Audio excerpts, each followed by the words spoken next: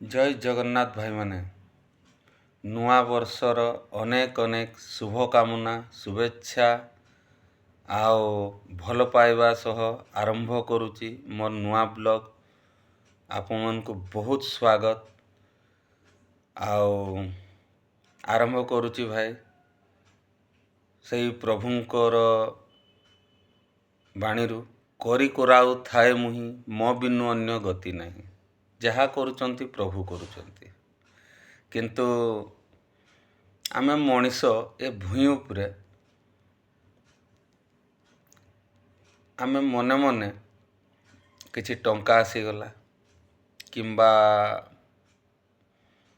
ଅଲଗା କିଛି ଗର୍ବ ଅହଙ୍କାର ଏଇସବୁ ଜିନିଷ ଏତେ ମଣିଷ ଭିତରେ ବହୁତ ମାତ୍ରାରେ ଆସିଯାଏ, ସେତେବେଳେ ସିଏ ଭଗବାନକୁ କ'ଣ ସେ ନିଜକୁ ବି ଭୁଲି ଯାଇଥାଏ। ତ ସେ ଭୁଲିଯିବା ଭିତରେ ଭୁଲ ବି ବହୁତ ହୁଏ। ତ ଭାଇ ଦୁନିଆରେ ତ ସିମ୍ପଲ୍ ଫଣ୍ଡା ରହିଛି।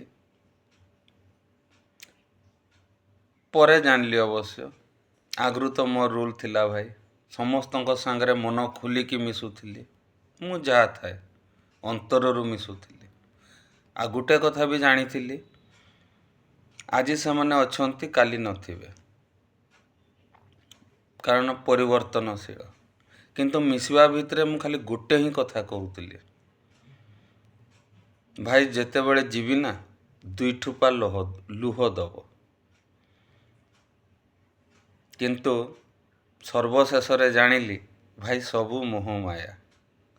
ତ ମୁଁ ଦୋଷ କାହାକୁ ଦେଉନି, ଏଇଟା ତ ଦୁନିଆର ରୀତିନୀତି। ନିଜ ଲୋକ ଖସେଇବେ, ଦୁନିଆ ଲୋକ ତମାସା କରିବେ, ତମାସା ଦେଖିବେ, ସେଇ ଭିତରେ ପଡ଼ିଯିବେ ଆପଣ ଏକଲା। କିନ୍ତୁ ତାର ଗୋଟେ ଉପାୟ ଅଛି। ଅଜାଣତରେ ବି ଯଦି ପ୍ରଭୁଙ୍କ ନାମ ଆପଣଙ୍କ ମୁହଁରେ ଥିବ, ପ୍ରଭୁ ବହୁତ ଦୟାଳୁ, ସେ ନିଶ୍ଚିତ ଆପଣଙ୍କୁ ବୁଝିବେ ଆଉ ଆପଣଙ୍କୁ ଉଦ୍ଧାର ମଧ୍ୟ କରିବେ। ଖାଲି ଭିତରେ ବିଶ୍ୱାସ ରଖିବେ। ଖାଲି ଗୋଟେ ଜିନିଷ ମୋର ମନେ ରଖିଥାନ୍ତୁ, ଆପଣ କେବଳ ଆପଣଙ୍କୁ ହିଁ ବଞ୍ଚେଇ ପାରିବେ। ଦୁନିଆରେ କେତେବେଳେ କାହାଠୁ କେବେ କିଛି ଆଶା ରଖିବେନି। ଆଉ ଜୀବନ ଯେହେତୁ ଅଛି, ଭଲ ବି ଅଛି ମନ୍ଦ ବି ଅଛି। ଭଲରେ ଭୁଲି ଯିବେନି, ମନ୍ଦରେ ଡରି ଯିବେନି। ସଜାଗ ରୁହନ୍ତୁ, ସୁରକ୍ଷିତ ରୁହନ୍ତୁ, ଶାନ୍ତିରେ ରୁହନ୍ତୁ, ଖୁସିରେ ରୁହନ୍ତୁ। ପରିବାର ବି ଖୁସିରେ ରହୁ, ସମାଜ ବି ଖୁସିରେ ରହୁ, ସମସ୍ତେ ଖୁସିରେ ରୁହନ୍ତୁ ଆଉ ଏ ଦୁନିଆ ବଦଳି ଯାଉ। ଜୟ ଜଗନ୍ନାଥ।